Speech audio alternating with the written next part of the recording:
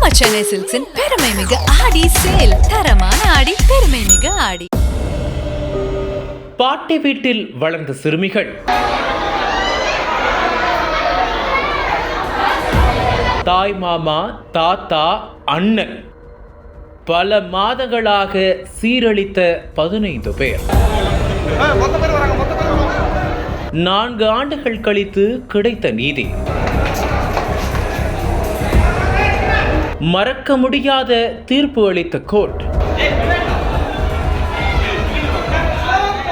விழுப்புரம் மாவட்டம் திண்டிவனம் அருகே 7 வயது மற்றும் 9 வயது சிறுமிகள் இருவர் தனது தாய்வழி பாட்டி பராமரிப்பில் வளர்ந்து வந்தனர். கடந்த 2019ஆம் ஆண்டு சகோதரிகள் இருவருக்கும் உடல்நலக்குறைவு ஏற்பட்டது.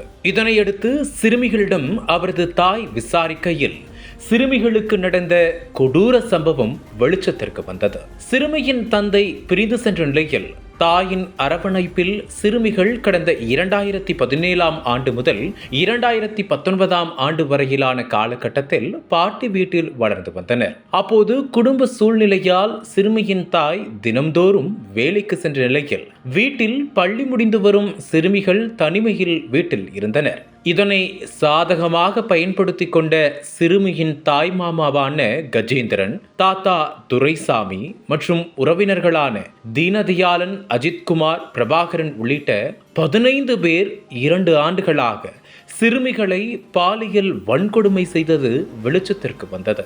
இதனையடுத்து நடந்த கொடூர சம்பவம் குறித்து சிறுமியின் தாய் பிரம்மதேசம் காவல் நிலையத்தில் புகார் அளித்தார். புகாரின் பேரில் போலீசார் போக்சோ வழக்கு பதிவு செய்து விசாரணை நடத்தி வந்த நிலையில் பாதிக்கப்பட்டது குழந்தைகள் என்பதால் விழுப்புரம் மாவட்ட குழந்தைகள் நல பாதுகாப்புத்துறை அதிகாரிகளும் விசாரணை நடத்தினர். இதில் சிறுமிக்கு நெருங்கிய உறவுமுறை கொண்ட 15 நபர்களே பல நாட்களாக மிட்டாய் வாங்கி கொடுத்து ஏமாற்றி பாலியல் வன்கொடுமை செய்து வந்தது உறுதியானது.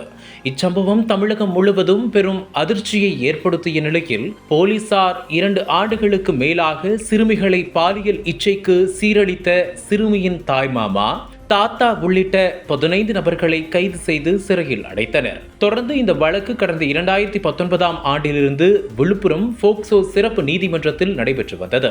ஆனால் வழக்கு விசாரணை நடைபெற்றுக் கொண்டிருக்கும் போது பாதிக்கப்பட்ட 2 சிறுமிகளில் ஒருவர் உடல்நலக்குறைவால் பரிதாபமாக உயிரிழந்தார். தொடர்ந்து 4 ஆண்டுகளுக்கு மேலாக வழக்கு தொடர்பான விசாரணை நடைபெற்று வந்த நிலையில் ஜூலை 16ஆம் தேதி அனைத்து தரப்பு வாதங்களும் முடிந்து தீர்ப்பு வழங்கப்பட்டது.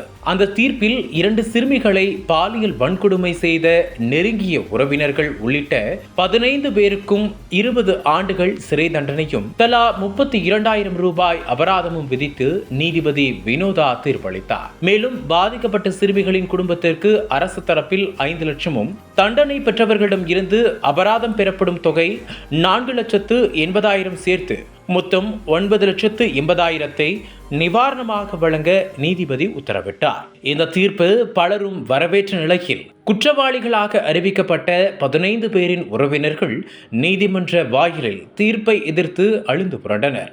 ஆனால் செய்த குற்றத்திற்கு தண்டனை உறுதியானதும் வெட்கி தலைகுனிந்து பேப்பரால் முகத்தை மூடியவாறு குற்றவாளிகளே நீதிமன்ற வளாகத்தை விட்டு வெளியே வந்த நிலையில் உறவினர்கள் கதறி அழுது அவர்களுக்கு ஆதரவாக சூழ்ந்து கொண்டது பரபரப்பை ஏற்படுத்தியது.